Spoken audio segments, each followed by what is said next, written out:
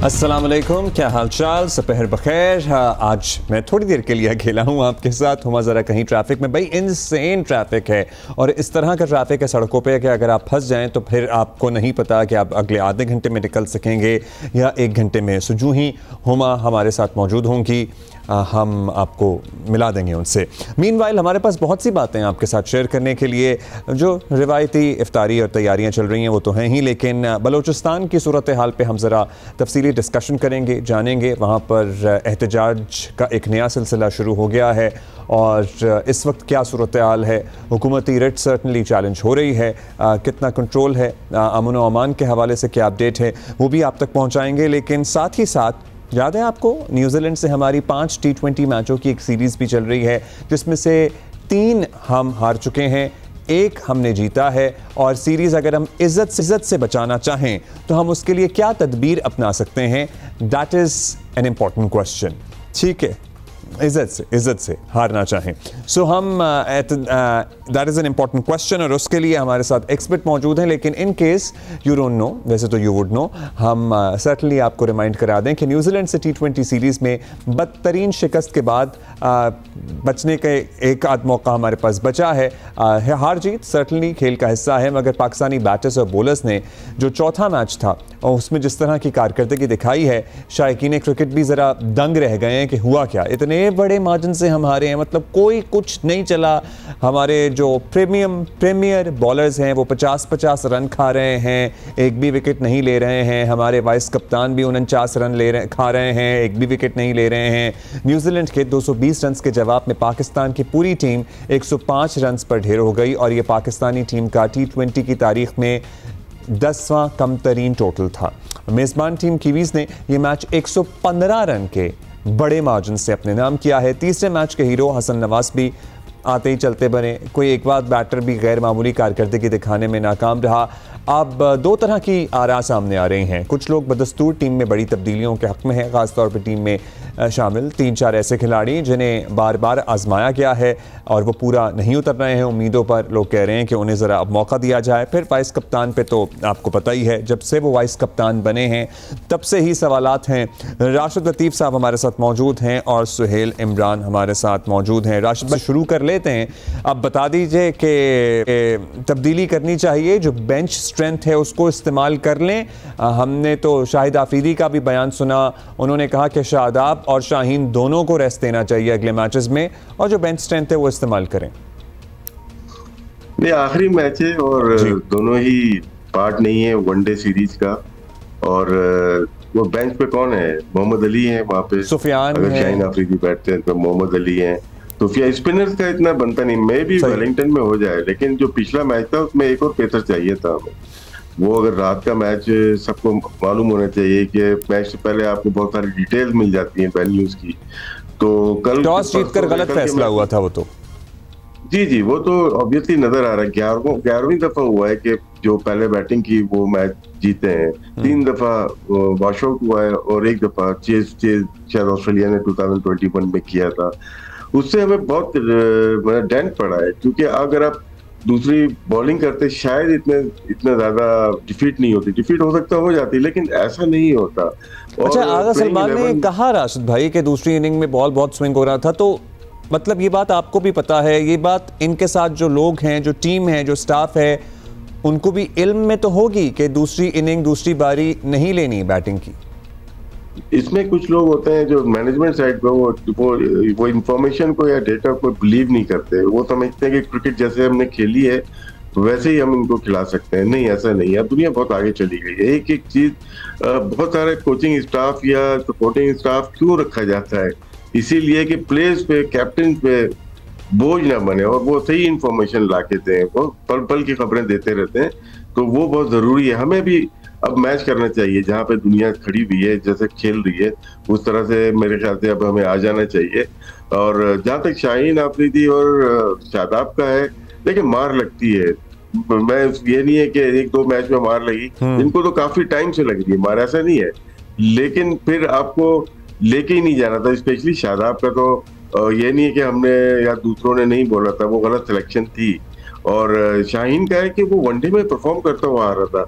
अब मुझे हैरत है कि वनडे में नहीं है वो, और वनडे में आकिब जावेद है वहां पे, और साथ में मोहम्मद वसीम जूनियर है, फहीम अशरफ जो कि इस फॉर्मेट में होना चाहिए था, जो कि 2-4 ओवर बहुत अच्छे, 2-3 ओवर बहुत अच्छे न्यू बॉल से कर सकते हैं, फ्लोटिंग ऑर्डर पे बैटिंग कर सकते हैं, वो नहीं है इसमें। तो थोड़ी बहुत गलतियां हुई हैं सिलेक्शन में भी। कुछ प्लेयर, नसीम शाह एक ही सीनियर बॉलर जो वनडे में है, वनडे भी हमारी बहुत अहम सीरीज है जिसमें कुछ सीनियर बैटर्स जा रहे हैं, लेकिन बॉलिंग हमारी मोहम्मद अली को मिला के दूसरों को मिला के बनती है।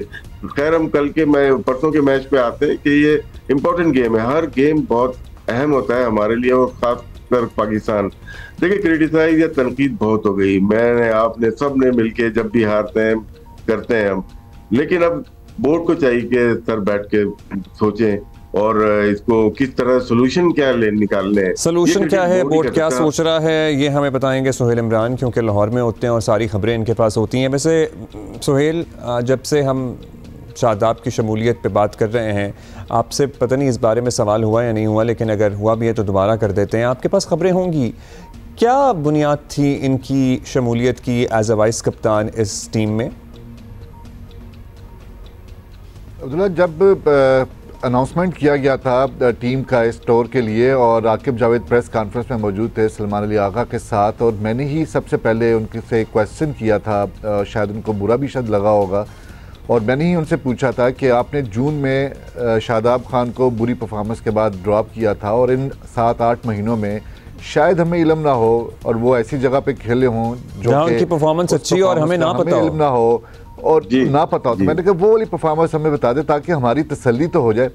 तो उनका कहना था कि जो उनको थोड़ा सा ले ऑफ दिया गया, उन्होंने लंबी बॉलिंग चाह रहे थे कि वो लंबी बॉलिंग करें, और उसके बाद कोई ऐसी लॉजिक, कोई ऐसी परफॉर्मेंस नहीं थी जो कि हमें बताई गई हो। और इसी वजह से जिस तरह राशिद भाई ने बात की, या जिससे पहले दिन से आप लोग सब रोज़ाना की बुनियाद के ऊपर शोज़ भी करते हैं और बात भी करते हैं, तो ये 2-3 सिलेक्शंस ऐसी हुई थी जिनके ऊपर सवालात उठे थे, और उनके ऊपर ख़ास तौर पर ये शादाब खान की थी। अब जिस तरह भी आप बात कर रहे थे कि आगे क्या होना चाहिए, क्या सलूशन होना चाहिए, मैं तो समझता हूँ कि इसको थोड़ा सा टिकने दें। जो स्क्वाड है, बेशक इसके ऊपर आपकी गलतियाँ हैं, जब बेशक फ्लास नज़र आए होंगे, हसन नवाज़ की बैटिंग में आपको सेंचुरी बनाने के बावजूद फ्लास नज़र आए होंगे, जो जिस तरह की उन्होंने कल भी अप्रोच के साथ खेले, वो अंदाज़ा होता है कि उनमें अभी टेक्निकली कुछ बहुत ज़्यादा गलतियाँ हैं, बहुत ज़्यादा खामियाँ, उनके ऊपर काम करने की ज़रूरत है। लेकिन मासवाई 1-2 चेंजेस के आपको इन्हीं लड़कों के साथ चलना है। अगर आप बेंच की बात करते हैं तो बेंच पे कौन बैठा हुआ है? आपने मोहम्मद अली को आजमा लिया, मोहम्मद अली स्टफ नहीं है T20 का, जिसको मर्जी बुला लें आप। राशिद भाई इसको सेकंड करेंगे, उसका तो पता नहीं कहाँ से आपने उसके बारे में फैसला कर लिया कि PSL में अगर उनकी परफॉर्मेंस अच्छी रही थी, उन दिनों में वेदर भी वहाँ का बहुत अच्छा था मुल्तान का, उसके बाद उनका जो दूसरे लेग में उनकी परफॉर्मेंस थी वो भी सबके सामने रही थी, मोहम्मद अली को आपने ले आए। अब आप बात करते हैं T20 में, जी डेफिनेटली हो सकता है, लेकिन अभी आप इनको जो अभी आपने 3-4-5 मैच दिए हैं, इनको तो मुसलसल मेरा ख्याल है रन मिलना चाहिए, ताकि आपको बाद में पता तो चल सके कि हमारे पास जो है वो, एक तो हम लोग बड़ा कच्चा फल तोड़ लेते हैं, और जब कच्चा फल तोड़ लेते हैं तो फिर हम उसको बाद में टीम में ला के उसको पकाने की कोशिश करते हैं। यही कुछ हमारे यहाँ पिछले एक अरसा दराज से होता हुआ है, बहुत टाइम भी नहीं देते और वो कच्चा पक्का रह जाता है और फिर से अलग भी कर देते हैं। जी अब्दुल्ला, एक बात करूंगा, जिस तरह राशिद भाई के सेकंड करेंगे, अभी इन दिनों में अगर आप पूरी दुनिया की लीग्स देखें या T20 क्रिकेट देखें, 230, 240, 250 रन बनना नॉर्मल हो चुका है। अभी गुज़िश्ता रोज़ एक लीग में वहाँ पर 280 से ज़्यादा रन बन गए, और उस टीम ने पिछले 2 सीजन के दौरान सबसे ज़्यादा 250 से ज़्यादा रन बनाने वाली टीम है, और 280 से ज़्यादा रन किए थे। कल 2 ओवर्स उनके बुरे ना जाते सनराइज हैदराबाद के, तो हो सकता है कि वो 300 रन भी बन जाते। मसला सिर्फ ये है कि अगर बैटर्स ने रन्स बनाए हैं और बॉलर्स को पड़े हैं, तो दूसरी इनिंग्स में आपने भी उसी तरह के रन्स बनाने हैं। इसी तरह अगर कल के मैच में देखा जाए, नो डाउट मार पड़ी, शाहीन आफरीदी को मार पड़ी, उसके बाद बैटर्स को भी तो उसकी तरफ जाना चाहिए था या नहीं जाना चाहिए था। हमेशा की तरह हमने बॉलर्स के कसूरवार करार नहीं दे देना चाहिए कि बॉलर्स को 50 पड़ गया या 60 पड़ गया। कोई बैटिंग लाइनअप चली नहीं, nothing worked for us actually. जी बिल्कुल, हम कोई तब्दील करें। उमैर बिन यूसुफ की अभी बात हो रही थी, हम क्या आखिरी मैच में बस जो है उसी को आजमा लें राशिद भाई, या is there any change that you know we can make maybe to try an option? जी, सोहेल भाई ने जो बात की से मुत्तफिक हूँ। जिस तरह से कल के मैच की बात की, 287 सनराइज हैदराबाद ने किया, 242 पीछे से रन भी हुए हैं। देखिए T20 में फास्ट बॉलर को मार जब लगती है ना तो खूब लगती है। Jofra Archer 76 run last night, तो उसमें हमें थोड़ा सा देखना पड़ेगा कि हमारे बॉलर जो हैं वो किस तरह से मार खा रहे हैं, लेकिन उनकी पेस क्या है। अगर पेस नीचे आ रही है तो फिर सोचने का मकाम हो जाता है। जहां उमर बिन यूसुफ की बात कर रहे हैं, मेरे ख्याल से कुछ प्लेयर्स खेल रहे हैं, ये अभी स्टेबल नहीं हुए, अभी इनकी जगह पक्की नहीं हुई। अगर हारिस को हम वापस लेके आए और साथ में हसन नवाज को लेके आए, जैसे इनको 4-5 मैचेस दिए यहाँ पे, और सब कॉन्फिडेंट या पाकिस्तान की सरजमीन पे भी इनको ट्राई करना चाहिए। अच्छा, वैसे does it matter? Hasan Nawaz की सेंचुरी के बाद हम जाहिर है सभी तारीफ कर रहे थे, और लेकिन हम तारीफ के साथ साथ उनकी टेक्निक पे सवाल उठा रहे थे, और वही टेक्निक उनकी संडे वाले मैच में भी नजर आई। पहले 2 मैच जो हारे थे उसमें भी नजर आई कि वो आते हैं, हिट करने की कोशिश करते हैं, it doesn't work out, he gets out. और जब शुरू में स्टेबल हो गए, एक मैच में जिसमें सेंचुरी थी, स्टेबल हो गए, बॉल को जैसे कहते हैं ना मेरिट पर खेलना, उसकी एक्सपर्ट्स कहते हैं कि कमी महसूस होती है उनकी परफॉर्मेंस में। देखिए वो हमें प्रॉब्लम हो जाती है जब बाबर और रिजवान ऐसे खेलते हैं, विकेट थ्रो नहीं करते, वो 40 रन करते हैं। जब हम मॉडर्न डे क्रिकेट में जाते हैं, उनको हमने बिठा के इनको लेके आए कि आपको ऐसे खेलना है। सही है। इनको एक जॉब दी हुई है कि आप ऐसे खेलेंगे, आपकी टेक्निक ये उनकी जेडी है, आप कहते हैं ये उनकी जॉब डिस्क्रिप्शन ही है, ये ऐसे ही खेलना है। जी जी, यही है। उनको एक दे दिए कि आपको ऐसा खेलना है, आपका मेथड ये होना चाहिए खेलने का। फिर वो आउट होगा तो फिर कैप्टन और मैनेजर जो होता है या कोच होता है वो जवाबदार होगा, बोलेगा हम खिलाएंगे आपको, आप खेल रहे थे। लेकिन क्या है कि कब तक, तो इसमें थोड़ा सा आपको सेंसेबल होना चाहिए। शुरू के 2 ओवर में आपकी टेक्निक अच्छी होनी चाहिए, बाद में फिर तो आप खेल रहे होते हैं। लेकिन ये कि यंग प्लेयर है, मेरे ख्याल से मौका देना चाहिए अभी, और यू नेवर नो कि यही हमारे लिए आगे। यहाँ पे ये होता है कि शुरू के 2 ओवर इनकी टेक्निक अच्छी नहीं होती। ये सेंचुरी वाले मैच में भी बाद में संभल गए थे, मे बी कॉन्फिडेंस आ गया था। कि हमें अब्दुल्ला भाई यहाँ पे सब कॉन्फिडेंट में, या यहाँ पे अभी देखते हैं PSL में यहाँ पे कैसी है, यहाँ पे स्विंग सीम तो होती नहीं है, लो बाउंस है, और कॉन्फिडेंस होगा तो ये प्लेयर आगे जाके बनते चले जाएंगे। टू मच कोचिंग खराब कर जाती है। मेरे ख्याल से इनको जैसे T20 फॉर्मेट है, टेक्निक पे इतना ना जाए, इसको खेलने दें जिस तरह से खेल रहे हैं ये लोग। सही, मतलब हमारे पास वो कहते हैं ना, अगर कोई नहीं चला तो एंकर का रोल कौन अदा करेगा, ये भी एक सवाल है जो अक्सर पूछा जाता है, हमसे भी लोग पूछते हैं। खैर हमारे पास तो ओपनिंग की अभी इतनी ऑप्शंस मौजूद हैं कि आगे पता नहीं होगा क्या। क्या खबर है आपके पास सोहेल भाई? साइम भी apparently he is back in the country and he is doing well. जी डेफिनेटली फ़खर भी इसी तरह बेहतर हो चुके हुए हैं। उनके बारे में जो लाहौर कलंदर की मैनेजमेंट है वो भी खासी होपफुल है कि वो PSL के शुरू से मैचेस खेलते हुए दिखाई देंगे। इसी तरह साइम अयूब के बारे में हमें पता चला है कि वो भी पाकिस्तान आ रहे हैं और यहाँ पर आके ईद करेंगे। उनका खासा अच्छा रिहैब रहा है इंग्लैंड में, और वो भी PSL में खेलते हुए दिखाई देंगे। PSL से अंदाज़ा हो जाएगा इन दोनों खिलाड़ियों की फ़िटनेस के बारे में भी, और आगे जिस तरह की T20 क्रिकेट आ रही है, अभी हमने बांग्लादेश के ख़िलाफ़ होम सीरीज़ भी खेलना है, वो भी उस सीरीज़ में जो वनडे मैचेस शामिल थे उनको T20 में कन्वर्ट कर दिया गया है। इस तरह वो भी तमाम के तमाम 5 T20 मैचेस होंगे। इसी तरह हमने बांग्लादेश जाकर भी T20 मैचेस खेलने हैं। तो ये एक खासी अच्छी एक आगे जो सीरीज़ आ रही है, तो एशिया कप से पहले आपके पास खासी काम करने के लिए वक्त भी होगा, और आपको अंदाज़ा भी हो चुका होगा कि हमने जो टॉप ऑर्डर के ऊपर साइम, फ़खर, हसन और हारिस ये हैं हमारे पास बैटर्स, जिनमें से आपने किसको साथ लेकर चलना है। तो 2026 जो टारगेट किया गया है T20 का वर्ल्ड कप, उससे पहले एशिया कप है, वो भी T20 फॉर्मेट का है। तो खासी चीज़ें जो हैं वो क्लियर हो जाएंगी, लेकिन डिपेंड खासा कर रहा है पाकिस्तान क्रिकेट बोर्ड भी और टीम मैनेजमेंट भी। बार बार यही बात की जाती है कि अगर हारिस और फ़खर और साइम होते तो हमें इतनी ज़्यादा मुश्किलात का सामना ना करना पड़ता। उसी की वजह से आपको जो नए बैटर्स हैं उनको लाना पड़ा है, लेकिन इन दोनों बैटर्स साइम और फ़खर के आने से खासा अच्छा कम्बिनेशन भी बन जाएगा, और आपके पास बेंच भी जो है वो खासा मजबूत हो जाएगा। हाँ, और इन दोनों को भी ज़ाहिर आजमाना चाहिए, मौका देना चाहिए। एक मैच में ही इज़ डन वंडर्स। अब ज़ाहिर टैलेंट है, तो इतनी ज़बरदस्त परफॉर्मेंस दी पाकिस्तान की तरफ से, तेज़ तरीन सेंचुरी की ना T20। सो हमारे पास जितनी ज़्यादा ऑप्शंस हों, लेकिन हमारे पास सारे ओपनर्स ही हैं। राशिद भाई, हमारी मिडिल ऑर्डर का क्या कैफियत है, हमारी क्या सूरत हाल है? वहाँ पे हम बड़े अरसे से मुश्किलात का शिकार हैं। देखिए रिक्वायरमेंट हमारी मिडिल ऑर्डर है। Absolutely. अगर हम बाबर को हटाते हैं तो हमें मिल जाएगा, फ़खर ज़मान मिल जाएगा। हम अगर हसन नवाज को हटाते हैं खुदा ना खास्ता तो हमें साइम अयूब मिल जाएगा।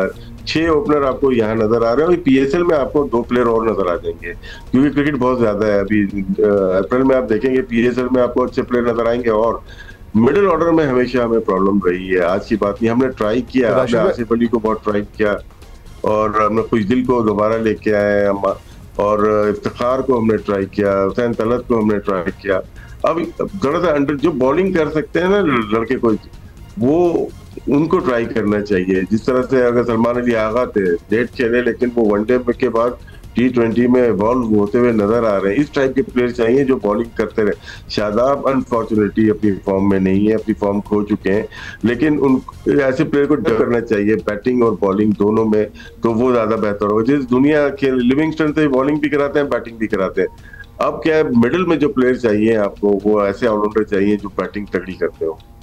एब्सोल्युटली, ऐसे ऑलराउंडर चाहिए जो बैटिंग तगड़ी करते हों, लेकिन अभी हमारे पास वैसे ऑलराउंडर मौजूद नहीं हैं, और दैट इज़ कंसर्निंग, और उसकी हमें ज़रूरत भी है। कोई है हमारे पास मौजूद जिस पे हमारी नज़र ना पड़ी और सोहेल भाई आपको मालूम हो कि हाँ हमारे मिडिल ऑर्डर के लिए एक एसेट साबित हो सकता है? अब्दुल्ला, ये जितने भी लड़के को नाम लिए हैं राशिद भाई ने, यही हैं जो आप उनको आजमा चुके हैं। बात वही आ जाती है कि आपने कंसिस्टेंट रहना है, वो आप रहते नहीं हैं। उसके ऊपर प्रेशर भी है, मीडिया का प्रेशर भी है, सोशल मीडिया का प्रेशर भी है, हम लोग भी सवालात करते रहते हैं, पूछते रहते हैं, तो वो उस प्रेशर में आकर तब्दीलियाँ होती रहती हैं। जो लोग जिम्बाब्वे गए थे, ऑस्ट्रेलिया गए थे, साउथ अफ्रीका गए थे, उसके बाद ना वो हमें चैम्पियंस ट्रॉफी में नज़र आए, ना अभी हम जो न्यूजीलैंड का टूर कर रहे हैं उसमें नज़र आ रहे हैं।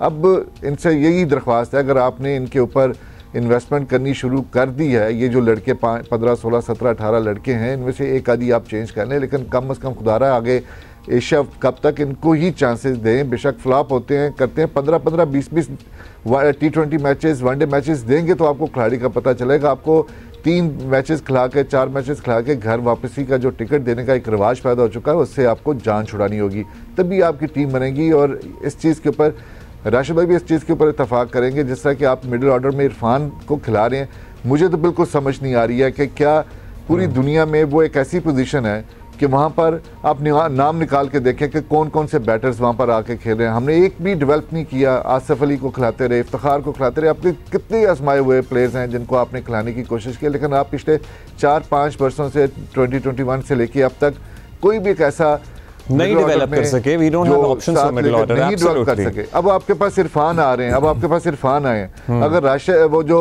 शादाब हैं, अगर वो अपनी फ्रेंचाइज क्रिकेट में चौथे नंबर पर आ सकते हैं, तो आप फिर उनको सेट करके देख सकते हैं। आप इरफान को वो भी उन मुश्किल कंडीशंस में आप खिला रहे हैं जहाँ पर इतने बड़े बड़े नाम जाते रहे माजी में, वो जाके कामयाब नहीं होते रहे, और अब आपने इरफान को एक इतनी अहम पोजीशन है वहाँ पर आप खिलाने की कोशिश कर रहे हैं और उनको देख रहे हैं कि कामयाब हों। मुझे तो नहीं लगता कि वो उनके इस तरह उम्मीदों के ऊपर पूरा उतर पा रहे हैं। कुछ ऐसा ही है। कुछ एक और भी हम तक खबर पहुंची है राशिद भाई, पता नहीं बॉलर्स कितने खुश होंगे, कितना फ़ायदा होगा उनको। अब सुना है कि जी थूक लगाने की इजाज़त मिल गई है बॉल को, कहना वो आईपीएल में और पीएसएल में हो सकती है, इंटरनेशनल का मुझे नहीं पता, सोहेल भाई को बेहतर पता होगा। हाँ। सोहेल भाई को पता होगा, लेकिन मैं यहाँ बैटिंग की बात करते कि जैसे सोहेल भाई ने बात की, मौका पूरा नहीं मिलता। साहबजादा फरहान भी गए थे, बैड लक हुई, वो आउट हुए, ठीक है, लेकिन वो आके फिर उन्होंने ढेर कर दिए, रन ही रन किए जा रहे हैं। तो वो वापस आके अगर इतने रन कर रहा है तो हमें ऐसा मौका देना चाहिए किसी प्लेयर को। यार 2-3 मैच पे नहीं रखे। राशिद भाई एक सवाल तो ये भी आता है ना कि हमारा डोमेस्टिक का लेवल ही क्या एक सवाल है, क्या इतना नीचे आ गया है कि यहाँ पे बस ठीक है कि यहाँ रन्स पे रन्स होते हैं और फिर जब इंटरनेशनल में जाते हैं तो कुछ नहीं कर पाते। अब्दुल्ला भाई काउंटर इस पे ये हो सकता है कि ना कि जो प्लेयर्स गए हुए हैं ना उनका सैंपल साइज बहुत कम है रिकॉर्ड का। उनके 225 रन पे वो इंटरनेशनल खेल गए, उनके 10 से 12 मैचेस से उस पे वो खेल गए। एक प्लेयर 3 दफा नंबर 1 रहा, गुज़िश्ता 3 सीजन में T20 में नंबर 1 रहा। कोई ना कोई तो बात होगी, एक सीजन में, 2 सीजन में, 3 सीजन में। मतलब एक सीजन को आप छोड़ दें, एक सीजन में फ्लूक हो भी गया, अगर कंसिस्टेंसी है तो फिर तो सर्टनली कुछ है। इस दफा चौथे में भी वो टॉप करने जा रहा है, तो कुछ ना कुछ उस प्लेयर में है। तो मेरे ख्याल से भरपूर मौका देना चाहिए। अगर ओपनर्स में उनको प्रॉब्लम आ रही है तो फिर कोचिंग स्टाफ होता है, आपका हाई परफॉर्मेंस सेंटर होता है, डेवलप करें। एज ए मिडिल ऑर्डर नहीं है, वो अच्छा प्लेयर है, स्पिनर और पेस पे दोनों पे अच्छा प्लेयर है। That's a very important point. होता है, आपने अच्छा याद कराया साहबजादा फरहान का, एक सीजन में करते हैं। एब्सोल्युटली, बहुत शुक्रिया आपका राशिद भाई, थैंक यू सोहेल भाई, thank you for your time. Either way आप ये समझ रहे होंगे कि मैच कल है, कल नहीं है, मैच परसों। ठीक है जी, और हम ज़रा रिकवर नहीं कर पाए थे संडे वाले मैच से, तो हमने सोचा व्हाई नॉट आज भी इस पे बात कर ली जाए। ये भी आपको बताना है कि पाकिस्तान समेत दुनिया भर में 24 मार्च यानी को आज टीबी के मरज़ से आगाही का दिन मनाया जा रहा है। इस मरज़ के खौफनाक होने का अंदाज़ा करें कि दुनिया भर में 2021 में 1 करोड़ 6 लाख अफराद टीबी से मुतासिर हुए हैं, जिसमें 16 लाख अफराद जो हैं वो मौत के मुंह में चले गए हैं। इस साल भी वर्ल्ड टीबी डे का मौजू है yes we can and TB, और एक ज़माने में बहुत ज़्यादा होता था पाकिस्तान में, कंटेजियस तो होता ही है, लेकिन अभी भी है जहाँ टीबी मौजूद है, एक मसला है, लेकिन उस तरह नहीं है जितना पहले की दहाइयों में होता था। सालाना 5 लाख से ज़ायद अफराद टीबी का पाकिस्तान में शिकार हो रहे हैं। माहिरीन के मुताबिक टीबी 100% काबिल इलाज मरज़ है। टीबी के मरीज़ के लिए ज़रूरी है कि मुतवाज़न ग़िज़ा खाएँ, सेहतमंद रहने की कोशिश करें, सिगरेट नहीं पीना, तंबाकू नोशी उससे बहुत दूर रहना है। बहुत सी बीमारियों से अगर आप दूर रहेंगे तो बचा सकती है आपको, अगर आप उससे दूर रहेंगे तो आप बच सकते हैं बहुत सी बीमारियों से। एक ब्रेक लेंगे, थोड़ी देर में हम वापस आएंगे and hopefully Huma would be joining us to in a while.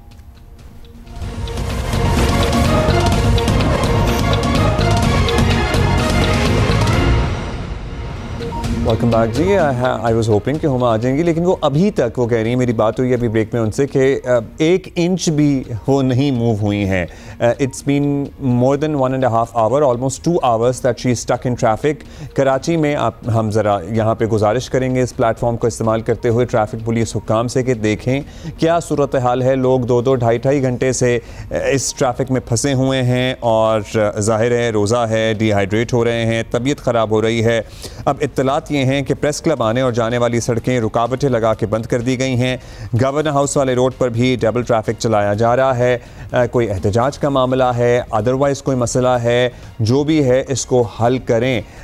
This side of the city is a chaos right now, so hopefully इस पर कोई एक्शन लिया जाएगा। अभी हम आगे बढ़ेंगे, ये देख लें, आप विजुअल्स भी देख लें। ट्रैफिक पुलिस एहलकार अपनी तय कोशिश कर रहे हैं, लेकिन वजह क्या है वो हम मालूम करेंगे जैसे ही हम तक पहुँचती है। हम आपको भी बताएंगे अपडेट क्या है, क्योंकि इन केस आपने निकलना है या आप इस तरह तो अभी तो ना आए भाई साहब या बहन, जो भी आप हैं, मतलब शाहीन कॉम्प्लेक्स अतराफ, ये टावर की तरफ, stock exchange, everything is jam packed.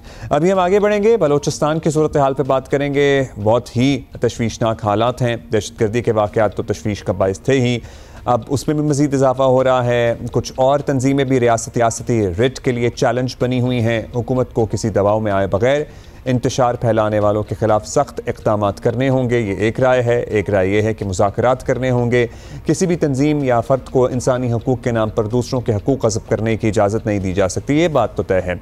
Civil अस्पताल कोयटा पे मुबैना हमले के इल्ज़ाम में बलोच यकजहती कमेटी की चीफ ऑर्गेनाइज़र महरंग बलोच और दीगर क़यादत को गिरफ़्तार कर लिया गया। इन गिरफ्तारियों के खिलाफ बलोचिस्तान के मुख्तलिफ हिस्सों में आज दूसरे दिन भी शटर डाउन हड़ताल जारी है। अलबत्ता कोयटा शहर में हालात मामूल पर हैं।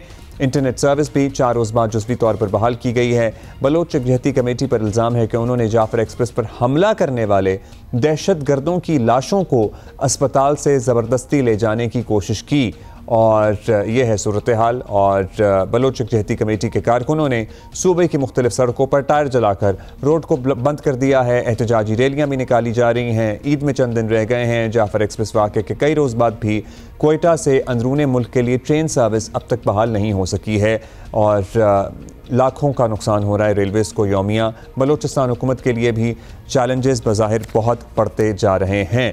अब क्या होगा, क्या रियासत किस तरह से हैंडल करेगी, टैकल करेगी, ये हम सर्टनली जानेंगे। हमारे साथ मौजूद हैं नदीम कौसर, हमारे कोयटा से हमें ज्वाइन कर रहे हैं। नदीम, सबसे पहले तो बताइए कि कोयटा शहर में सूरत हाल क्या मामूल पर है, और ओवरऑल बाकी सूबे के बड़े सिटी सेंटर्स में क्या हालात हैं? जी बिल्कुल, ये कोयटा में तो जो सूरत हाल है वो दो रोज़ पहले तक तो काफ़ी ज़्यादा कशीदा रही थी। कोयटा के जो इलाका सरियाब रोड है वो उस पर जो है काफ़ी ज़्यादा पुलिस की शेलिंग और पथराव का सिलसिला जारी रहा था। आज हालात कुछ बेहतर हैं। कोयटा की जो शाराएँ हैं वो खुली हुई हैं, जबकि जो शहर के जो सूबे के अंदरूनी इलाके हैं जिनमें पंजगूर है, दीगर इलाके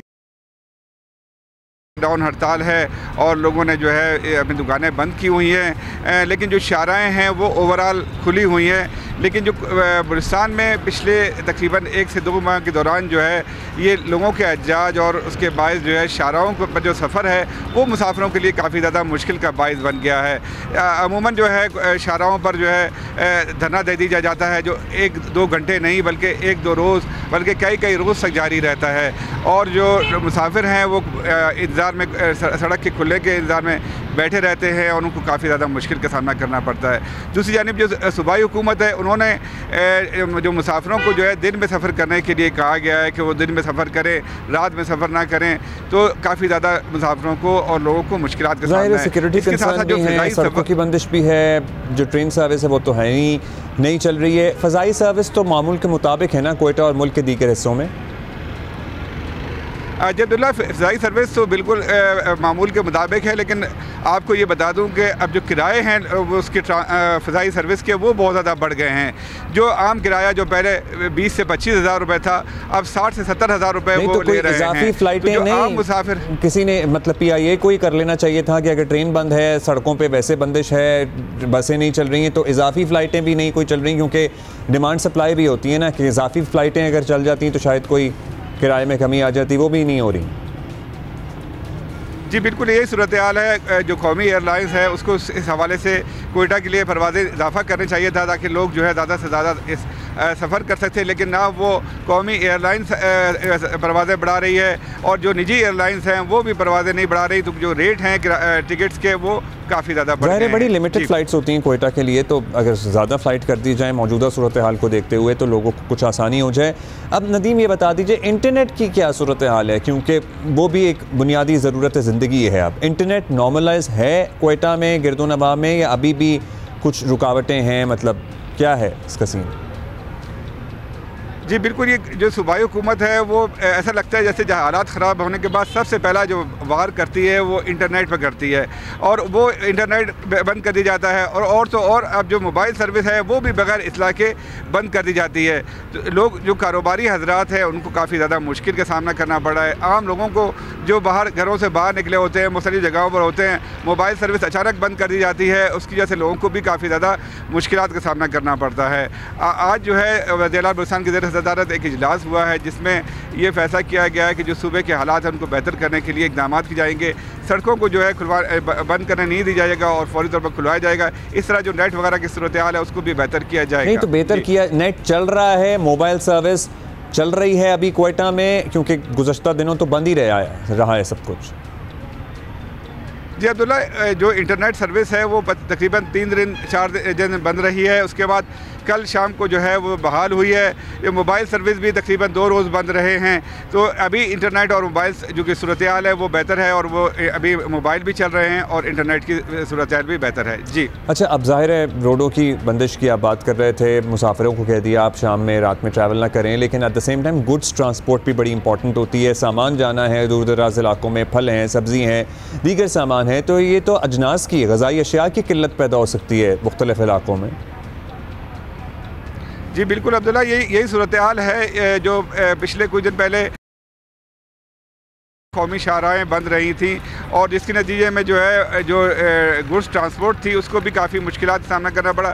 जो सूबे के अंदरूनी इलाके हैं जिनमें रक्षान डिवीज़न है उसमें तो इस कदर किल्लत पैदा हो गई कि जो मुर्गी का गोश्त है वो 1000 रुपये किलो में फ़रोख्त हो रहा था और इसके अलावा दीगर अजनास जो हैं वो भी काफ़ी महंगी फ़रोख्त हो रही थी।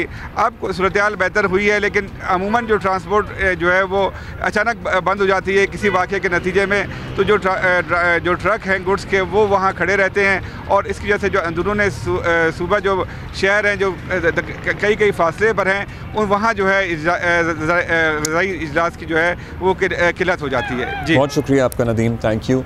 अब ये है सूरत हाल कोयटा। इंटरनेट सारा बहाल हुआ है, मोबाइल सर्विस कुछ नॉर्मलाइज हुई है, लेकिन कोयटा में हालात मामूल के मुताबिक हैं। बाकी शहरों में हंगू वगैरह से हमें इत्तलात आ रही थी, वहाँ पे रात गए भी एहतजाज हुआ था।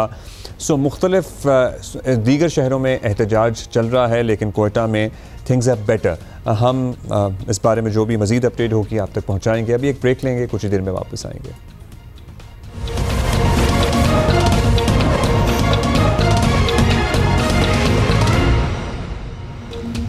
वाक़ई बाग जी बताना हमने ये आपको कराची की 11वीं जमात के तलबा के मुतनाज़ नताइज का मामला अब तक लटका हुआ है। पिछले साल का ये मामला है जो अब तक सही नहीं हुआ और सेकेंड ईयर के पेपर्स शुरू होने का वक्त हो गया है, मगर अभी तक हज़ारों तलबा परेशानी में मुब्तला हैं कि फ़र्स्ट ईयर में इनकी किस्मत का फ़ैसला क्या होगा।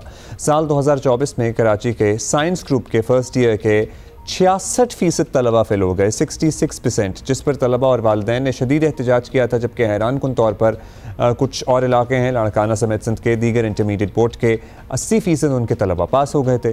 कराची के तलबा ने इल्ज़ाम यह लगाया था कि उन्हें दानिस्ता फेल किया गया है। सिंध असम्बली ने मुतनाज़ नताइज का जायज़ा लेने के लिए 13 जनवरी को फैक्ट फाइंडिंग कमेटी बनाई थी। ज़राए के मुताबिक कमेटी के सरबरा डॉक्टर सरोश लोधी काफ़ी अरसे से रिपोर्ट तैयार करके महकमा तालीम के मुतल्लिका हुक्काम को भेज चुके हैं।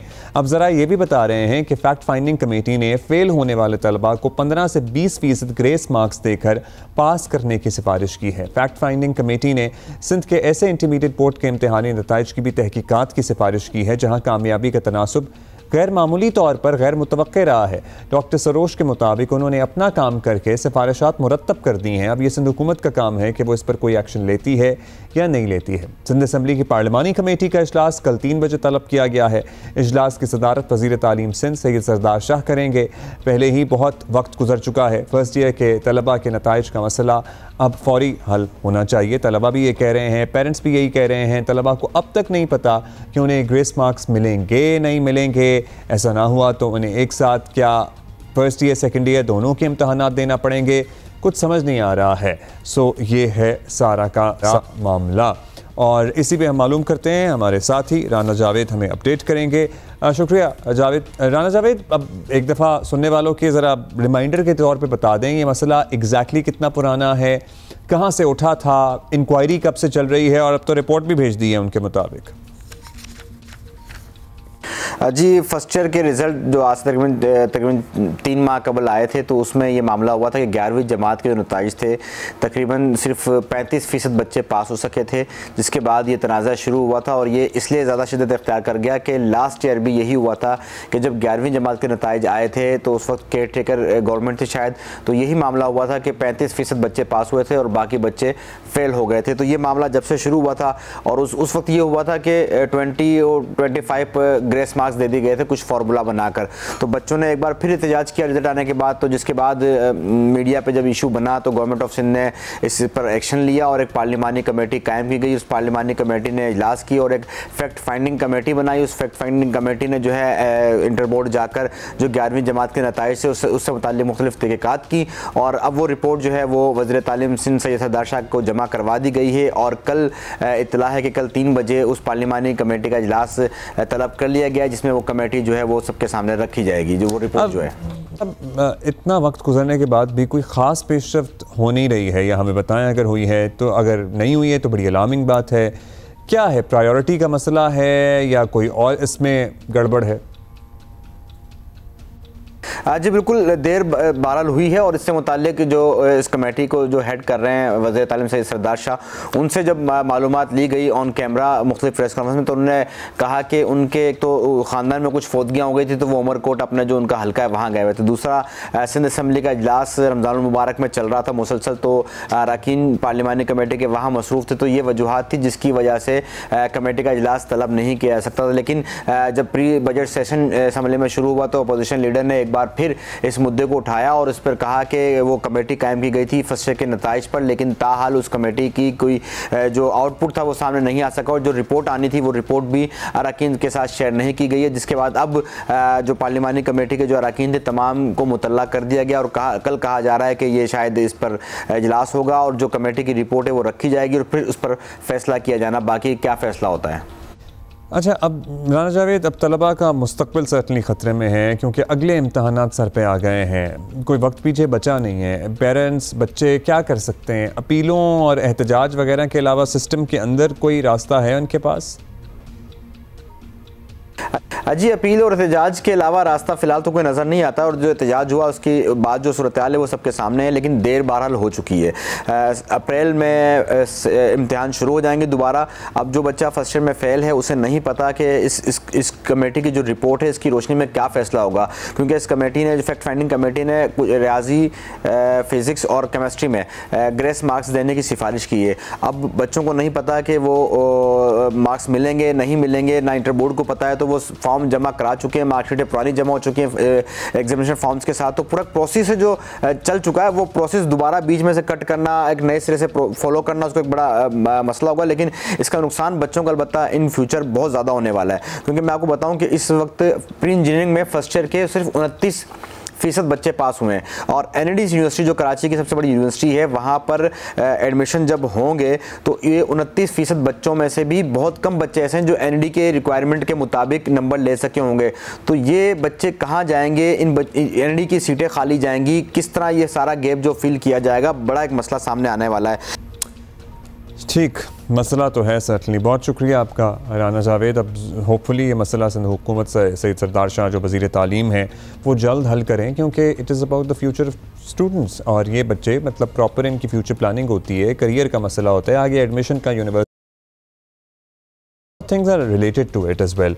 अभी हम आपको ये बताना चाहते हैं कि हज 2025 से मुतालिक सऊदी हुकूमत ने मेनिनजाइटिस यानी गर्दन तोड़ बुखार जो होता है उसकी वैक्सीन को लाजमी करार दे दिया है। वजारत हज के एलामिया के मुताबिक हज 2025 के लिए तमाम शहरियों और गैर मुल्कियों को मेनिनजाइटिस वैक्सीन लगवाना होगी।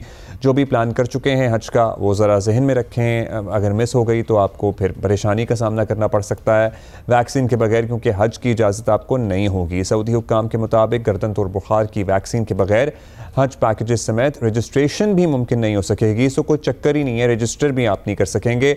सऊदी वजारत हज के मुताबिक हज के दौरान बीमारियों का फैलाव रोकना वक्त की ज़रूरत बन गया है। सो ये है सूरत हाल।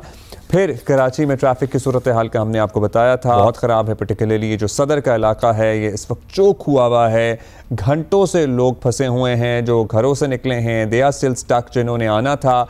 हुमा हमारे सामने हैं, अभी तक नहीं पहुंच सकी हैं, 2 बजे की अगर वो निकली हुई हैं। So she has not been able to reach I I Chundrigar road पे हमारे दफ्तर पे, यहाँ पे पाकिस्तान स्टॉक एक्सचेंज, दीगर इलाके और उससे पीछे टावर का हिस्सा 1 इंच भी गाड़ी नहीं मूव कर रही है या सवारी जो भी है। PIDC भी अतराफ़ में भी शदीद ट्रैफिक जाम है। होपफुली इसको मैनेज करने के लिए इजाफी नफरी भेजी जाए, कोई प्लान बनाया जाए। अभी हम एक ब्रेक लेंगे, थोड़ी देर में वापस आ रहे हैं।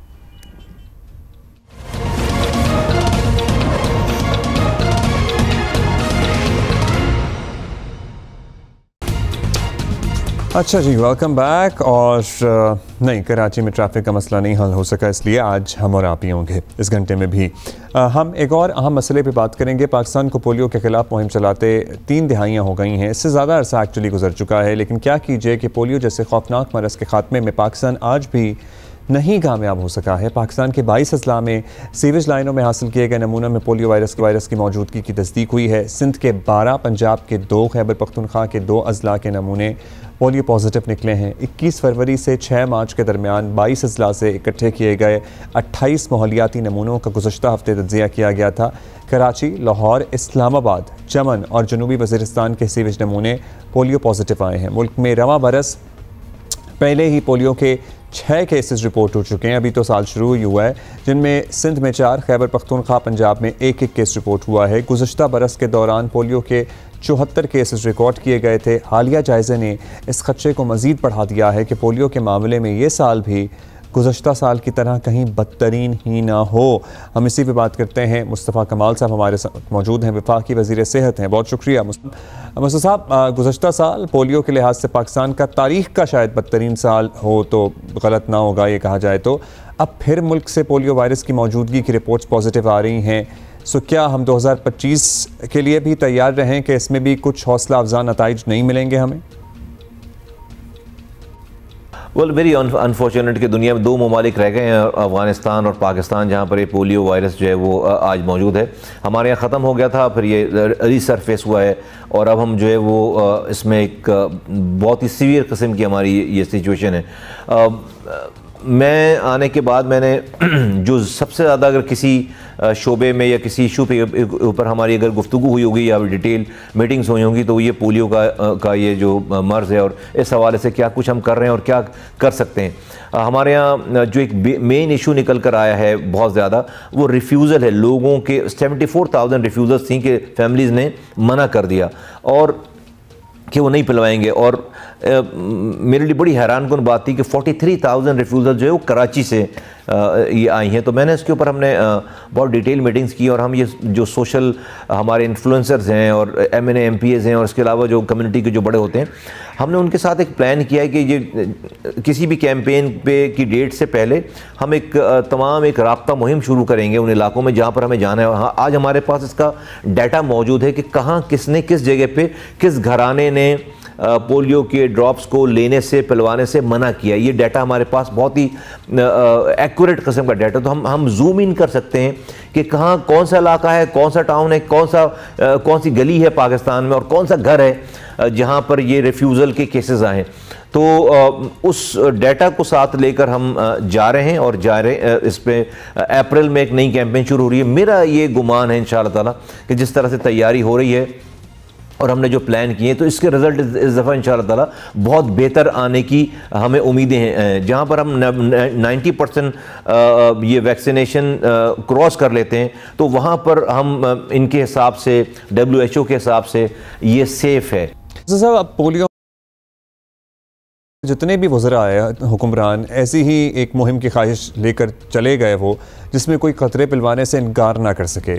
सो ये माइंडसेट आप कैसे बदल लेंगे? कौन बदलेगा? बहुत कोशिश हो गई, हर तरह से कोशिश हो गई, आपके जहन में क्या आइडियाज़ हैं? मैं समझता हूँ कि हमें इसमें पुश करने के बजाय हमें इसमें इन्फ्लुएंसर्स ढूंढने चाहिए कि बजाय इसके कि आप DC को बुलाकर और पुलिस को बुलाकर और उसको ज़बरदस्ती आप जो है क़तरे पिला रहे हैं। बहुत सारे केसेस हैं, केस स्टडीज़ हैं कि ये तरीक़ाकार जो है वो नाकाम हो गया और जिन लोगों को रजिस्ट करना होता है फिर वो रजिस्ट कर जाते हैं। मेरा ये ख्याल है कि हमने अपनी प्लान भी ये किया है कि नहीं, हम हर इलाके का कोई इन्फ्लुएंसर होता है, कोई बड़ा होता है, कोई किसी की बात मानते हैं लोग वहाँ पर, किसी ख़ानदान का बड़ा होता है, कोई इलाके में कोई शख्सियत होती है, फिर MNAs हैं, MPs हैं, काउंसलर्स हैं, पार्टी के कोई लोग होते हैं। इस तरह के तमाम इन्फ्लुएंसर्स को इस्तेमाल करके उनको ऑन बोर्ड पहले से लेकर उन इलाकों में जहाँ पर ये रिफ्यूज़ल के केसेस हैं पहले से रिकॉर्ड हुए हुए, हमें उन इलाकों में पहले इन्फ्लुएंस करना चाहिए, लोगों को कन्विंस करना चाहिए और उसके बाद हमें वहाँ पर ये कैंपेन, उसके बाद ये हेल्थ वर्कर्स जो है जाएँ और ये क़तरे पिलाएं। एक दफ़ा कन्विंस करने के बाद अगर आप ये करेंगे तो मैं समझता हूँ कि उसका रिजल्ट जो है वो बहुत ज़्यादा खातिर ख्वाह उसमें बेहतरी आएगी, ना कि आप हार्ड फोर्स इस्तेमाल करें और ज़बरदस्ती किसी को ये ड्रॉप पिलाएं। अच्छा, आप कह रहे हैं कि आप इन्फ्लुएंसर्स या इलाके के अमायदीन का सहारा लेंगे या जो भी लोग हैं ऐसे जिनकी बात सुने, अहले महल्ला वगैरह, उनकी आप खिदमत हासिल करेंगे। चलिए, let's see how does it work. लेकिन एक और सवाल और ज़रा सियासी मामला है, एक वजाहत चाहते हैं हम। क्या MKM सर वफाकी हुकूमत छोड़ रही है? अभी तो आपने वजारत संभाली है, क्या चल रहा है? बहुत सी चेमागोइयाँ हैं। well, अभी तो मेरा नहीं ख्याल है कि ये टाइम है वफाकी मुल्क में जिस तरह की सीरियस कंडीशन है, हम ये अफोर्ड नहीं कर सकते कि मुल्क को एक पॉलिटिकल डिस्टेबलाइजेशन की तरफ कहीं से लेकर जाएं, खुदा न खास्ता। और मैं समझता हूँ कि हमारी जो ग्रीवेंसेस हैं, हमारी जो गुफ्तगू, हमारी बात है, उसमें बहुत सारी चीज़ें यकीनन हमारी ग्रीवेंसेस हैं, तो उसको बात सुनी जा रही है। बात इंशाअल्लाह ताला जो है वो हम कोशिश करेंगे कि हमारी बात मानी भी जाए। और हमारी बात क्या है, हम पर्सनल तो अपने लिए कुछ भी नहीं मांग रहे, लोगों के की ग्रीवेंसेस हैं, जो हमारी कॉन्स्टिट्यूंसीज़ हैं, वहाँ के मसाइल हैं। तो अभी हमारी कुछ डेवलपमेंट हुई है इस हवाले से, तो इंशाअल्लाह ताला चीज़ें जो है बेहतरी की तरफ जाएंगी, मुझे ये लगता है। और हम बात मनवाने में कामयाब होंगे इंशाअल्लाह ताला। चलिए, लेट्स से कह रहे हैं आप, मतलब हुकूमत तो कुछ छोड़ने का सही नहीं है, लेकिन ग्रीवेंसेस हैं आपने कहा, होपफुली वो आप हल करा लेंगे, आप अपनी बात मनवाने में कामयाब हो जाएंगे। So we would have to wait for that. लेकिन अभी हमारे पास खबर ये है, अब ये सुनिए, पीका का मुतनाज़ कानून किसी न किसी तरह ख़बरों में ही नहीं रहता है। अभी आज़ादी इज़हार राय से मुताल्लिक भी इसको इस्तेमाल हम इसके नए देख रहे थे, फरहान मलिक वाला मामला भी चल रहा था, लेकिन अब पंजाब की ट्रैफिक पुलिस ने इस कानून का एक नया इस्तेमाल ढूंढा है। अब ये खबर हम तक पहुंची है कि रावलपिंडी पुलिस ये कहती है कि एक बाज़ार में गलत पार्किंग पर एक गाड़ी का चालान किया गया और वो गाड़ी लिफ्टर से उठवाई गई। गाड़ी के मालिक ने इस अमल की वीडियो बनाकर वायरल की। पुलिस का कहना है कि इस मकसद से पुलिस के ख़िलाफ़ अवाम में नफ़रत और इश्तियाल पैदा हुआ है और सिवाय इसके लिए इसके तदारुक किया जाता उसने ये हरकत की। अब इस सिलसिले में पुलिस ने पीका एक्ट 2016 के तहत एक FIR ट्रैफिक वार्डन की मुद्दत में दर्ज करा दी है। गलत पार्किंग करने वाले का अमल ठीक था या नहीं था ये अलग बहस है, लेकिन इसमें FIR के बाद बहुत से लोगों को इस कानून के बहुत से नए आइडियाज़ का इस्तेमाल भी अपेरेंटली हमें लगता है कि आ गया होगा। शब्बीर डार हैं हमारे साथी हैं, उनसे मालूम करते हैं कि भाई this is new for us. Shabbir, ये वाक़या कब का है और क्यों ज़रूरत महसूस हुई कि ट्रैफिक पुलिस एहलकारों की सबसे पहले तो वीडियो बनाई जाए? इस शख्स से आपका रब्ता हुआ, क्या माजरा हुआ था? क्योंकि सदर का इलाका जो है वो कंजस्टेड है, यहाँ पर हर वक्त ट्रैफिक जैम रहती है। राजा बाज़ार में भी यही सूरत हाल है। तो यहाँ पर नो पार्किंग जोन्स में या सड़कों पर ट्रैफिक पुलिस गाड़ियाँ खड़ी नहीं करने देती और पार्किंग के लिए एक मुख्तस जो है जगह फराहम की गई हैं। लिहाजा ये यहाँ पर जो ये वाक़या पेश हुआ है, ये उस गाड़ी को उस जगह से हटाया जा रहा था ट्रैफिक पुलिस एहलकार की जानिब से लिफ्टर के ज़रिए। तो इस शख्स ने, ये जो दुकानदार वहाँ पे खड़ा था, इसके दुकान के सामने ये गाड़ी खड़ी थी और हम देखते हैं कि जो भी तजावुज़ात कायम की जाती हैं मुख्तलिफ मार्केट्स में, उनमें ताजरों का ज़्यादा अमल दखल है, क्योंकि मुख्तलिफ दुकानदारों ने अपनी दुकानों के सामने पार्किंग जो है किराए पे दी हुई होती है। मोटरसाइकिल लोग खड़े करते हैं, गाड़ियाँ खड़ी करते हैं। अब इसकी इजाज़त दी है और इसीलिए जो ये गाड़ी खड़ी थी इस दुकानदार की दुकान के आगे, उसने इसकी वीडियो बनाई और टिकटॉक पर, ये सोशल मीडिया पर इसको वायरल किया और उसमें उसने बताया कि ट्रैफिक पुलिस एहलकार गैर कानूनी आम आवाम के खिलाफ। अच्छा, अब ट्रैफिक पीका के किन दफ़ात के तहत मायदा में मुकदमा बनाया है और उनका क्या मौक़िफ़ है ट्रैफिक पुलिस वालों का? ये जो मुकदमा दर्ज किया गया है ये पैका एक्ट की सेक्शन 21 और सब सेक्शन D1 के तहत दर्ज किया गया है और ये जो ऑफेंस है ये बेलेबल है और जो मुल्ज़िम है वो ज़मानत कबल अज़ गिरफ़्तारी भी हासिल कर सकता है और पुलिस जो है बग़ैर वारंट मुल्ज़िम को गिरफ़्तार नहीं कर सकती है और इसमें जो कम से कम सज़ा है वो 3 साल है और मैक्सिमम जो पनिशमेंट है वो 5 साल की है। इसमें 10 लाख रुपए जुर्माने की भी सज़ा का जिक्र किया गया है। ठीक है शब्बीर, सो ज़मानत हो सकती है इसमें और बग़ैर वारंट के नहीं आप गिरफ़्तार कर सकते। सो ये है सीन। मगर अगर आप क्या करें समझ नहीं आ रहा हमें कि अगर आप वीडियो मतलब सिटीज़न जर्नलिज्म आपको पता है बड़ा पॉपुलर हुआ था। लोग अपने, अगर उनकी बात कोई नहीं सुन रहा तो लोग अपने साथ होने वाली ज़्यादती के बारे में ख़ुद ही वीडियो बनाते थे, अपलोड करते थे। अब क्या उसमें भी मुहतात रहना पड़ेगा? अब यहाँ पे तो चलें ट्रैफिक पुलिस वाले कह रहे हैं कि इसने एक तो गलत गाड़ी पार्क की, फिर जब गाड़ी हम इसकी लेके जा रहे थे तो इसने सामने इनफैक्ट दुकानदार ने वीडियो बनाई। सो हुकूमत की कारकर्दगी हो किसी डिपार्टमेंट से मुताल्लिक, वैसे तो आप ओम्बुड्समैन को शिकायत कर सकते हैं, लेकिन कोई वीडियो क्या नहीं बनाई जा सकती है? अब ये हम ज़रा डर गए हैं इस वाक़े के बाद। सो ये तो वक्त बताएगा कि और किस किस तरह से इस्तेमाल होता है ये कानून। अभी हम आपको ये बताना चाहते हैं कि PTI की हुकूमत में बंद किए गए 30 मुख्तलिफ खेलों के डिपार्टमेंटल स्पोर्ट्स वज़ीर आज़म शहबाज शरीफ ने 2022 में, याद रहे, कि बहाल करने का ऐलान किया था जब PDM की गवर्नमेंट थी। मगर फुटबॉल डिपार्टमेंटल क्लब्स ताहाल बहाल ना होने से चमन के 27 इंटरनेशनल खिलाड़ियों समेत मुल्क के सैकड़ों कई प्लेयर्स हैं जो बेरोज़गार हैं। कौमी फुटबॉल स्क्वाड के मायानाज खिलाड़ी काफ़ी जो हैं इनमें हैं और इनमें हमीद खान भी हैं एक, जिनके हालात ख़राब होने की वजह से वो प्लम्बिंग करने पर मजबूर हो गए हैं। कौमी हीरो और साबिक कप्तान कौमी फुटबॉल टीम ईसा खान ने इंकशाफ किया है कि दुनिया फुटबॉल में मुल्क का नाम रोशन करने वाले दर्जनों ऐसे खिलाड़ी हैं जो माशी मुश्किलात का शिकार हैं। कोई प्लम्बर बन गया है, कोई बस कंडक्टर बन गया है। जलेबी की दुकान तो हमने आपको दिखाई ही थी, फिर वज़ीर आज़म को उन्होंने मदऊ भी किया था, उनकी नौकरी भी लगवाई थी, उन्हें पैसे भी दिए थे, लेकिन उसके अलावा भी बहुत स्टोरीज़ हैं। नूर ज़मान अचकज़ई हमें बता रहे हैं। फुटबॉल के मैदान में चमन का नाम पाकिस्तान भर में मशहूर है और पाकिस्तान का नाम दुनिया भर में मशहूर कर दिया चमन के खिलाड़ियों ने। चमन से तकरीबन 25 से 30 ऐसे फुटबॉल के खिलाड़ी है जो कि डिपार्टमेंटल टीमों में खेल रहे थे, लेकिन ब्रिटेन हुकूमत के बाद से ये तमाम खिलाड़ी बेरोजगार हो गए थे। अब लामीद को भी ब्रिटेन हुकूमत ने बेरोजगार कर दिया था, लेकिन घर की माशी हालत को बेहतर बनाने के लिए मेहनत मजदूरी शुरू कर दिया है। फुटबॉल के मैदान से अब प्लम्बर बन गया है। 2012 से मैं इंटरनेशनल खेल रहा हूँ। कौमी फुटबॉल टीम में 2 साल खेल चुका हूँ। मैं बहुत से मुल्क गया हुआ हूँ। कौमी टीम की तरफ से 9-10 मुल्क का दौरे किया हुआ है। मैं 2011 में मुस्लिम क्लब की तरफ से खेल रहा था, फिर KRL ज्वाइन किया, KRL से फिर HBL आया, फिर स्विस सदर्न गैस आया। स्विस सदर्न गैस में खेल रहा था, 10 साल सर्विस था मेरा। स्विस सदर्न गैस में खेलते खेलते पहले B डिवीजन में था, फिर हमने उसको टॉप पे लाया, A डिवीजन के टॉप टीमों में लाया। इसी दौरान जब इमरान खान तक हुकूमत था, उसने डिपार्टमेंट बंद किया। प्रीमियर लीग जब बंद हो गया, इसी वजह से बस पाकिस्तान का फुटबॉल हो गया, बैन भी लगा।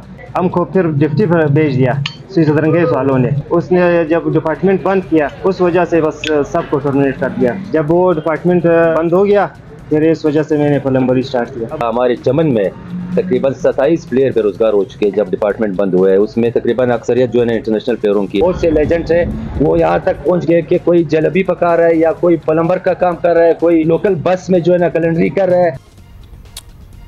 Very heart breaking. कोई बस में कंडक्टरी कर रहा है, कोई प्लम्बिंग कर रहा है। ये लोग तभी के मुतासर हैं, लेकिन ट्रेजेडी ये है उसके 2022 में ऐलान के बावजूद भी ये डिपार्टमेंट्स बहाल नहीं हो सके अब तक, और ये लोग अभी दरबदर हैं। इनकी सर्विस थी, इनकी खदमात थी, वो सब आपके सामने हैं, लेकिन इनका कोई पुरसान हाल नहीं है। वी होप कि वज़ीर-ए-आज़म इस मामले का नोटिस लें और इसको मतलब इंडिविजुअली बुला लेते हैं। बड़ा हम अप्रिशिएट करते हैं, जैसे इससे पहले जो जलेबी बना रहा था हमारा खिलाड़ी, उसको आपने मदू किया, उसको इनाम भी दिया, उसकी नौकरी भी कराई, लेकिन सिस्टम ठीक कर लें। जो ऐलान आपने किया था 2022 में डिपार्टमेंट्स बहाल होने का, उसमें से जहाँ जहाँ नहीं बहाल हो सके हैं डिपार्टमेंट्स, डिपार्टमेंटल खेल, उनको बहाल कराएँ और उस पर ज़रा आप देखें, नज़रसानी कराएं। अभी हम आगे बढ़ेंगे और हम आपको ये बताना चाहते हैं, दिखाना भी चाहते हैं कि क्या है सिलसिला। मस्जिदुल हराम की 3री मंजिल पर नए हेलीपैड पर एयर एम्बुलेंस की लैंडिंग की कामयाब आजमाइश कर ली गई है। आपको पता है ज़ाहिर इतना रश होता है, कोई भी मेडिकल इमरजेंसी हो सकती है। जदीद हेलीपैड खुसूसी तौर पर एयर एम्बुलेंस सर्विस के लिए तैयार किया गया है। इस इक़दाम का मकसद है कि ज़ायरीन को फ़ौरी और मौसर तिब्बी इमदाद फ़राहम की जा सके, पर्टिकुलरली विद हज अराउंड द कॉर्नर। तो फिर ज़ाहिर है और ज़्यादा ज़रूरत होती है इन चीज़ों की। अभी हम एक ब्रेक लेंगे, थोड़ी देर में वापस आएंगे।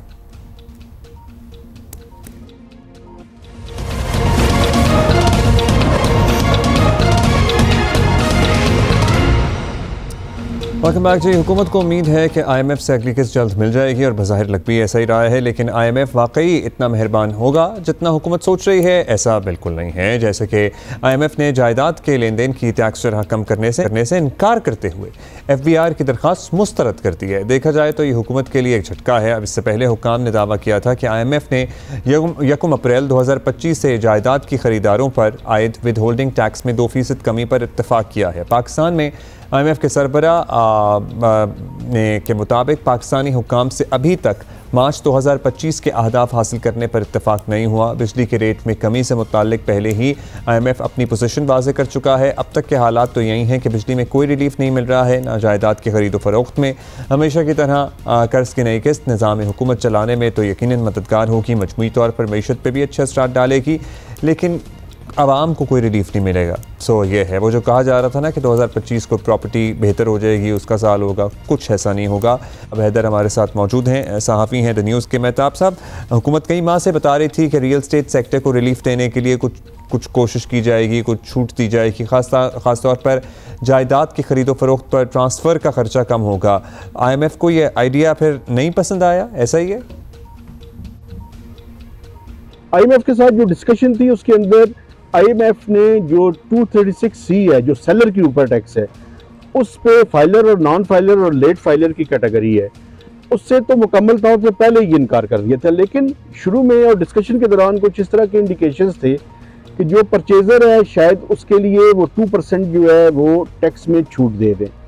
इसके दौरान बातचीत होती रही और इन प्रिंसिपल IMF ने कहा जी हम इसको कंसिडर कर लेते हैं, लेकिन इन राइटिंग में उन्होंने जवाब नहीं दिया। तो अब उन्होंने इन राइटिंग में FBR को और हुकूमत पाकिस्तान को ये बता दिया है, और जो रेजिडेंट चीफ हैं IMF के इस्लामाबाद में, उन्होंने मुझे भी कंफर्म किया है कि IMF ने ये जो 2% कट की तजवीज़ थी, इससे या किसी तरह की भी ट्रांजैक्शन का जो टैक्सेस हैं उनमें कमी से इत्तफाक नहीं किया।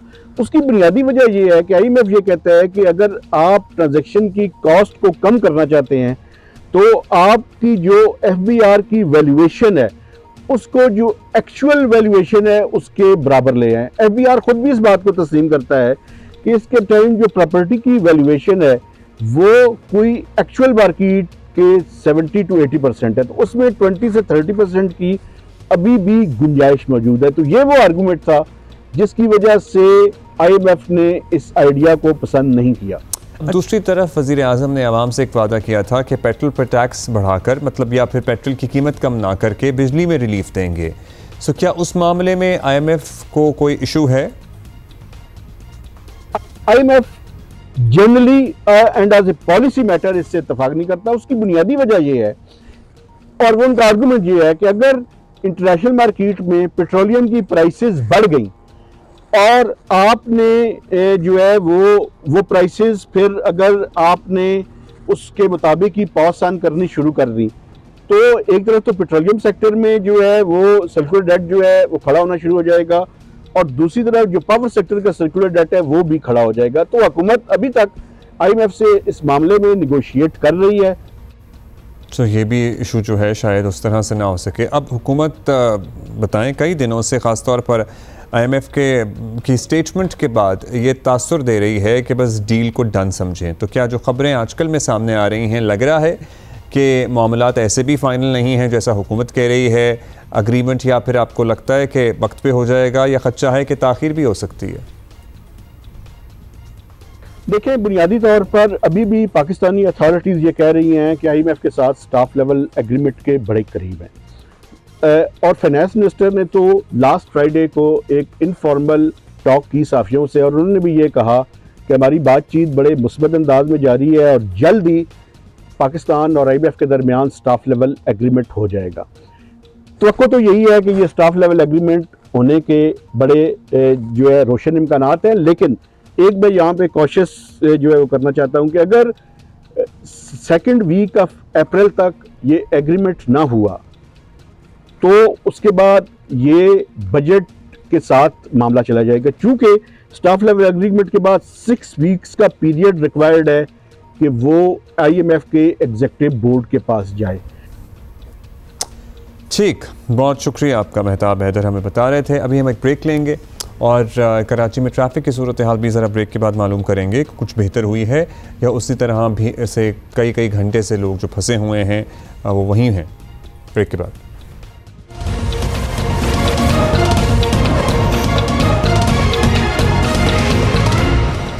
अभी आपको बराह रास्त लिए चलेंगे। वज़ीर आज़म शहबाज शरीफ तकरीब से मुखातिब हैं। Agriculture sector in Republic of Korea, इस शानदार इदारे के इंचार्ज डॉक्टर गुलाम मोहम्मद अली साहब, चेयरमैन PRC, और इंतहाई काबिल एहतराम PRC के ऑफिशल्स, इंजीनियर्स, साइंटिस्ट और इंतहाई ज़हीन काबिल एग्रीकल्चर के ग्रेजुएट्स, PhDs, ख़वातीन व हज़रात, अस्सलामु अलैकुम। आज मुझे पाकिस्तान एग्रीकल्चर रिसर्च सेंटर में आकर बहुत इत्मीनान हुआ है कि यहाँ पे बड़ी लगन और मेहनत से पाकिस्तान की ज़राअत को तरक्की दिलवाने के लिए यहाँ पर हमारे साइंटिस्ट, एक्सपर्ट्स दिन रात मेहनत कर रहे हैं और मुझे यकीन है कि आपकी इस मेहनत की बदौलत पाकिस्तान की ज़राअत ज़रूर आगे बढ़ेगी। और यहाँ पर रिपब्लिक ऑफ कोरिया की तावन से जो आलू के बीज की हवाले से जो इदारा कायम किया गया है, मैं उसके ऊपर I would like to express my deep gratitude to the government of Republic of Korea and of course our acting ambassador and our director Kon Jaeon. Most definitely the Republic of Korea is a country with a very strong economy and have great expertise in many areas of economic development, industry, steel, agriculture, information technology led initiatives and many other areas, automobile industry. Pakistan imported Daewoo buses back in 90s. So I think our relationship with Korea is strong and we need to make it more stronger. And thank you once again for your cooperation in this great initiative. ख़वातीन व हज़रात, ज़राअत पाकिस्तान की रीढ़ की हड्डी की हैसियत रखती है और आज भी पाकिस्तान की आबादी का तकरीबन 65% हिस्सा देहातों में वो ज़िंदगी गुजारते हैं और पाकिस्तान के लिए अनाज पैदा करते हैं। हमारा किसान बहुत मेहनती, बहुत काबिल है और जाड़े और गर्मी में दिन रात मेहनत करता है। उसको अगर आज किसी चीज़ की ज़रूरत है तो बेहतरीन बीज की ज़रूरत है, खाद की ज़रूरत है और जेन्युइन दवाइयों की ज़रूरत है, जाली अद्वियात की नहीं। और अगर वफाकी हुकूमत सूबों के साथ मिलकर किसान को ये अशिया मुनासिब कीमतों पर मुहैया कर दे तो मुझे इसमें कोई शक नहीं कि पाकिस्तान के अंदर दोबारा एक ज़राई इनकलाब लाया जा सकता है। और अल्लाह ताला ने पाकिस्तान को बहुत ज़रख़ेज़ ज़मीन दी है, पानी है, बड़े बड़े शानदार साइंटिस्ट हैं, बड़े एक्सपर्ट्स हैं और लाखों बच्चे और बच्चियां आज एग्री ग्रेजुएट्स हैं। अगर ज़रूरत किसी बात की है तो वो मुनासिब माहौल, एक कंड्यूसिव एनवायरनमेंट वो अगर मुहैया करेंगे तो मैं अल्लाह ताला के फज़ल करम से बिला खौफ तरदीद कह सकता हूँ कि अगले चंद सालों में पाकिस्तान की ज़राअत इतनी तवाना हो जाएगी कि मुल्की ज़रूरियात भी पूरी होंगी और एक्सपोर्ट्स के लिए सरप्लस भी मुहैया होगा। लेकिन ये बात तकरीरों, शेरों से उनसे नहीं होगी, मेहनत से और दिन रात मेहनत से। आज आप देखें, कॉटन एक ज़माने में पाकिस्तान ने तकरीबन 16 मिलियन बेल्स को टच किया था और आज यानी हम कॉटन की हमारी पैदावार इंतहाई कम है और अरबों डॉलर खर्च के कॉटन हम इंपोर्ट कर रहे हैं। आज यहाँ पे जिस इदारे के लिए हम इकट्ठे हुए हैं, आलू का बीज इंशाअल्लाह यकीनन ये बेहतरीन बीज अब किसानों को मुहैया किया जाएगा, जो कि अभी तक मुहैया नहीं किया गया। और अभी भी हम बाहर से बीज इंपोर्ट कर रहे हैं, लेकिन ये एक शानदार एक प्रोजेक्ट है पाकिस्तान का और जनूबी कोरिया का कि इंशाअल्लाह अब ये बीज मुहैया होगा और जो बीज इंपोर्ट होता है उस पे जो ज़र मुबादला खर्च होता है वो नहीं होगा। और उम्मीद की जाती है कि ये बीज बहुत ही शानदार बीज होगा, जिससे कि हमारे आलू की जो पैदावार को बहुत ज़्यादा उसको तरक्की मिलेगी और एक्सपोर्ट भी करेंगे आलू आला इकसाम का और पाकिस्तान की जो ज़रूरियात पूरी होंगी।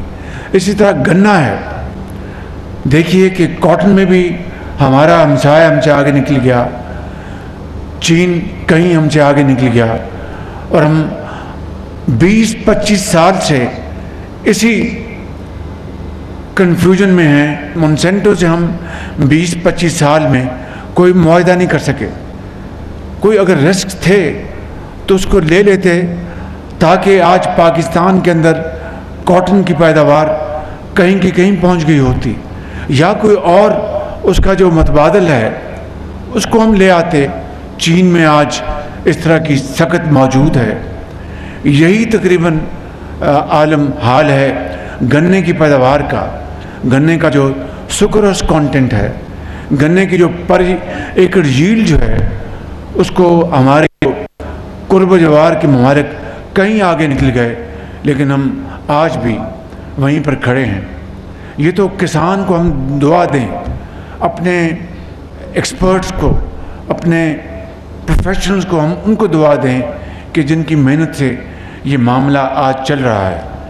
मैं मुल्तमिस हूँ मिनिस्टर फूड सिक्योरिटी को, राना तनवीर हुसैन साहब की खिदमत में, और सेक्रेटरी जो यहाँ बैठे हैं और तमाम जो उनकी टीम है, उन सब की खिदमत में मैं इखलास के साथ ये गुजारिश करना चाहता हूँ कि अगर पाकिस्तान ने आगे बढ़ना है तो वो हमारी एग्रीकल्चर, हमारी ज़राअत, उसको अगर आप 4 चांद लगाएंगे तो लोग आपको हाथों में उठाएंगे और आपकी इज्जत और तकरीम करेंगे कि इसी में पाकिस्तान की मईशत। और फिर उसके ऊपर देखिए कि जो SMEs जो हैं, स्मॉल मीडियम एंटरप्राइजेस, उनकी देहातों में उनके ये इन्वेस्टमेंट्स, हमारा जो नौजवान अगर देहात में अगर आज अपने बड़ों के साथ वो काश्तकारी नहीं करना चाहता तो वो एंटरप्रेन्योर तो बनना चाहता है।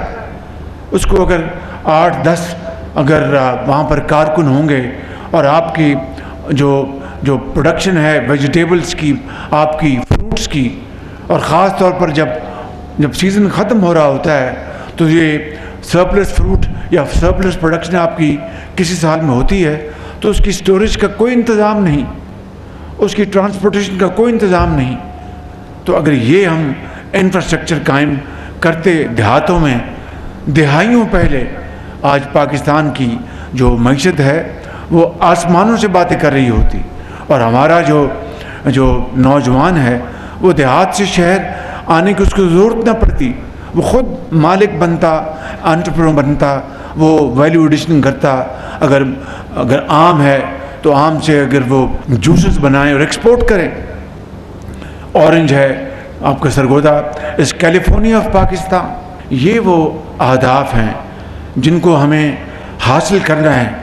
माजी में नहीं किया कोई बात नहीं, अब रोने धोने से कोई फ़ायदा नहीं, मेहनत करें। इस मुल्क के अंदर लाखों करोड़ों हमारे पाकिस्तानी हैं जो कि हमारी ज़राअत का नक्शा बदल सकते हैं अगर हम उनकी हैंड होल्डिंग करें।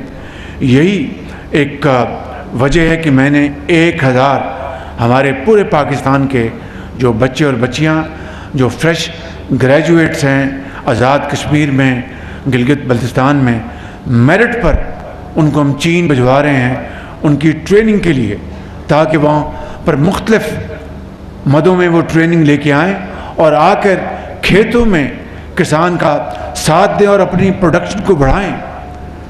और इसी तरह आपकी जो ज़राअत का जो बड़ा इम्पोर्टेंट एरिया है, ऑयल सीड्स, $4.5 बिलियन की इंपोर्ट हो रही है, कुकिंग ऑयल की $4.5 बिलियन।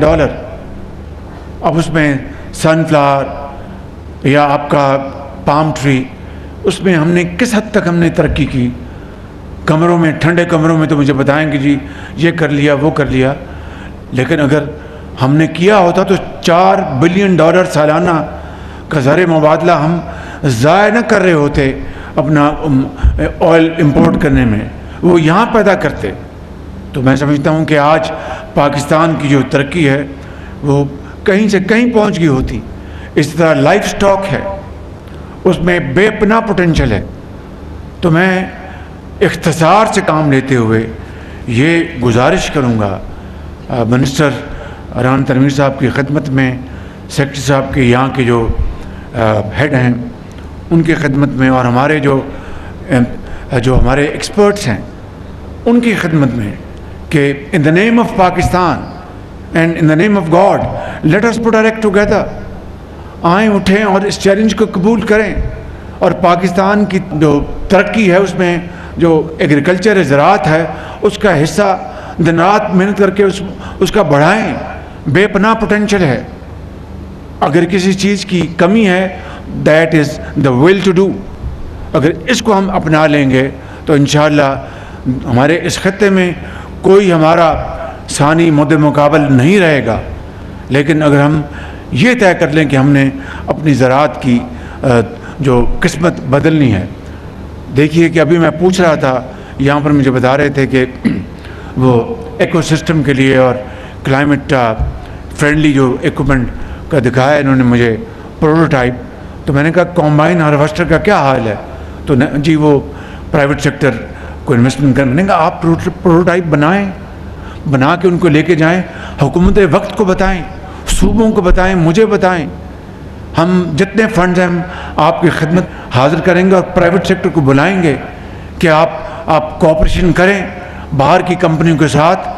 और या पाकिस्तान, अगर गाड़ियाँ बनती हैं यहाँ पे, अगर गाड़ियाँ बनती हैं तो यहाँ कॉम्बाइन हार्वेस्टर क्यों नहीं बन सकते, राइस के हार्वेस्टर्स क्यों नहीं बन सकते, जिससे कि आपकी जो पैदावार है उसमें जो लॉस का जो एलिमेंट है इट इज़ बियॉन्ड इमेजिनेशन। पुराने दकियानूसी वो बाहर से आए हुए मशीनें और उनको वो रेंटल पे देते हैं, 18% 15% आपके लॉसेस होते हैं। कौमें इस तरह नहीं बनती। तो मैं समझता हूँ कि आज ये मौका है कि हम अपनी फैसला करें कि हमने इंशाअल्लाह तरक्की करनी है और अपने एग्रीकल्चर के शोबे को हमने दोबारा ज़िंदा करना है और तवाना करना है। मेरे जो यहाँ पर जो एक्सपर्ट्स PhD डिग्री होल्डर्स हैं, मेरे लिए वो बहुत लायक एहतराम हैं, लेकिन it has to be a combination of youth and experience. तो मैं ईद के फ़ौरन बाद जो हमारे जो नौजवान एक्सपर्ट्स हैं, PhD होल्डर्स हैं, डिग्री होल्डर्स हैं और बहुत काबिल हैं, उनका मैं एक बुला रहा हूँ। वो भी बैठेंगे, दाएं हाथ और बाएं हाथ हमारे जो पुराने जो एक्सपर्ट्स हैं वो बैठेंगे। तो वो एक यूथ का और एक्सपीरियंस का वहाँ पर कॉम्बिनेशन होगा और उसी के ज़रिए हमारी तरक्की आगे बढ़ेगी। इस तरह नहीं होगा बिल्कुल। अब मैं इससे ज़्यादा कुछ नहीं कहना चाहता। आज भी अगर हम हिम्मत बांध लें तो इंशाअल्लाह हम औज सरैया पर पहुँचेंगे, ज़रूर पहुँचेंगे। आएँ इकट्ठे हों तो इंशाअल्लाह दिन रात मेहनत करेंगे तो हमारे दिन रात बदल जाएंगे इंशाअल्लाह। तमन्ना आबरू की है अगर गुलजार हस्ती में, तो कांटों में उलझकर जिंदगी करने की खू कर ले। नहीं ये शान खुददारी चमन से तोड़कर तुझको कोई दस्तार में रख ले, कोई ज़ेबे गुलो कर ले। पाकिस्तान पाइंदाबाद।